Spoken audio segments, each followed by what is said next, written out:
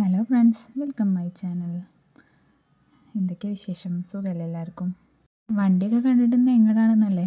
ഞങ്ങൾ അമ്പലത്തേക്ക് പോവാണ് കേട്ടോ. അങ്ങാടിപ്പുറം പെരിന്തമണ്ണ, അങ്ങാടിപ്പുറം തിരുമാന്താംകുന്ന് ഭഗവതി ക്ഷേത്രത്തേക്ക് പോവാം കേട്ടോ. ഞാനും എൻ്റെ ഫ്രണ്ടും കൂടിയാണ് പോണത്. വെക്കേഷനൊക്കെ ആയതുകൊണ്ട് രണ്ടാളും വീട്ടിലുണ്ട്. അപ്പോൾ ഒന്ന് പുറത്തിറങ്ങാമെന്ന് പറഞ്ഞ് ഞങ്ങൾ അമ്പലത്തേക്ക് ഇറങ്ങിയതാണ് കേട്ടോ. അമ്പലത്തിൽ പോയി തൊഴുത് പോരാലോ എന്നും പറഞ്ഞ് ഇറങ്ങിയതാണ്. ഇതാണ് അമ്പലം കേട്ടോ, ഭഗവതി ക്ഷേത്രം പെരിന്തമണ്ണ. അപ്പോൾ ഞങ്ങളിവിടെ വന്നിറങ്ങി. വലിയ തിരക്കൊന്നും ഇവിടെ പുറത്തൊന്നും കണ്ടിട്ടില്ല. ഉള്ളിൽ തിരക്കുണ്ടെന്നാണ് തോന്നുന്നത്. ഞങ്ങൾ വന്നപ്പോൾ തന്നെ ഒരു 10:30 ഒക്കെ സമയമായിട്ടുണ്ട് കേട്ടോ. എൻ്റെ ഇപ്പം എപ്പോഴും ഉണ്ടായ ഒരു ഫ്രണ്ടാട്ടോ ഇവള്. 5ാം ക്ലാസ് മുതൽ എൻ്റെ കൂടെ ഉള്ളതാണ്. അപ്പോൾ എപ്പോഴും ഞങ്ങൾ വീട്ടിൽ വരികയാണെങ്കിൽ ഒരുമിച്ച് വന്ന് കാണും, വിളിച്ചിട്ട് വരും, അങ്ങനെയൊക്കെയാണ് കേട്ടോ. ഞങ്ങൾ മിക്കവാറും ഞങ്ങൾ മീറ്റ് ചെയ്യാറുണ്ട്. ഓരോ വെക്കേഷനോ അല്ലെങ്കിൽ വീട്ടിൽ വരുന്ന സമയത്തൊക്കെ ആയിട്ട് ഞങ്ങളെപ്പോഴും കാണാറുണ്ട്. അങ്ങനെ ഞങ്ങൾ ഉള്ളിലൊക്കെ കയറി തൊഴുത് ഒക്കെ കഴിഞ്ഞിട്ട് ഞങ്ങൾ പുറത്തിറങ്ങിയിട്ടുണ്ട് കേട്ടോ. പുറത്തിറങ്ങി ഇങ്ങനെ നിൽക്കുമ്പോഴാണ് ഈ വീഡിയോസൊക്കെ എടുക്കുന്നത്. വലിയ തിരക്കൊന്നുമില്ല, എന്നാലും ഉള്ളിൽ നല്ല പൂജയൊക്കെ നടക്കുന്ന സമയമായതുകൊണ്ട് ഉള്ളിൽ ഒരുപാട് ആൾക്കാരുണ്ടായിരുന്നു. അപ്പോൾ അവിടെയൊക്കെ കയറി ഞങ്ങൾ തൊഴുതിറങ്ങി. അമ്പലത്തിൻ്റെ ഒരു സൈഡിൽ ഇങ്ങനെ പണി നടക്കുന്നുണ്ട് കേട്ടോ. പണിക്കാരും കാര്യങ്ങളൊക്കെ ഉണ്ട്.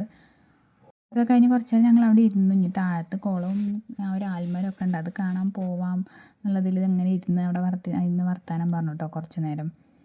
ഇവിടെ അമ്പലത്തിൽ ഞാൻ ഒരുപാട് വട്ടം വന്നിട്ടുണ്ട് കേട്ടോ. വന്ന് തൊഴുത് പോയിട്ടൊക്കെ ഉണ്ട്. പക്ഷെ ഇത്രയും കാലമായിട്ട് ഞാൻ ഈ ഒരു ഭാഗത്തേക്ക് ഇതുവരെ ഇറങ്ങിയിട്ടില്ല കേട്ടോ. അതെനിക്ക് തന്നെ ഒരു അത്ഭുതമുണ്ട്. ഞാൻ ഈ ഭാഗത്ത് കുളം കാണാനോ ആൽമരം കാണാനോ ഇത്രയും കാലമായിട്ട് ഞാൻ ഇറങ്ങിയിട്ടില്ല.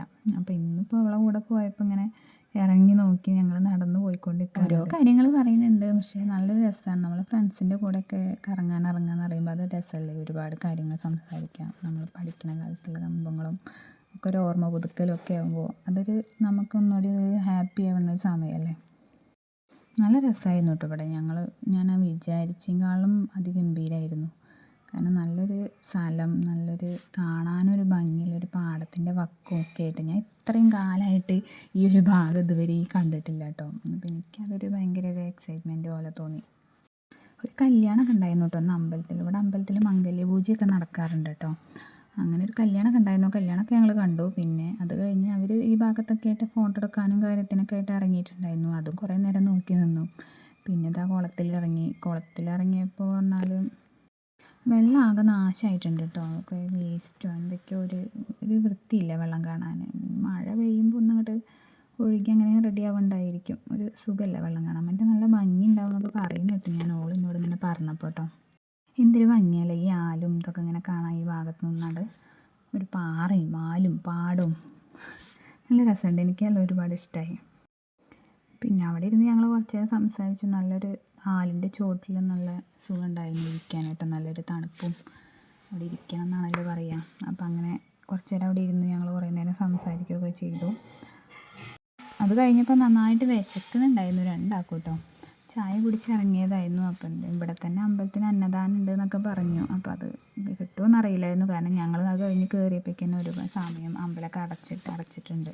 ആൾക്കാരൊക്കെ ഒരുവിധം പോയി കഴിഞ്ഞിട്ടുണ്ട്. അപ്പോൾ അന്നദാനം കിട്ടുമോയെന്ന് അറിയില്ലായിരുന്നു. എന്നാലും പോയി നോക്കാമെന്നുള്ളതിൽ ഞങ്ങൾ അവിടുന്ന് പോന്നു. ഞങ്ങൾ മെല്ലെ ഇങ്ങനെ നടന്നു പോവാം കേട്ടോ. അന്നദാനം കഴിച്ച് പോകണം എന്നുള്ളൊരാഗ്രഹം ഉണ്ടായിരുന്നു.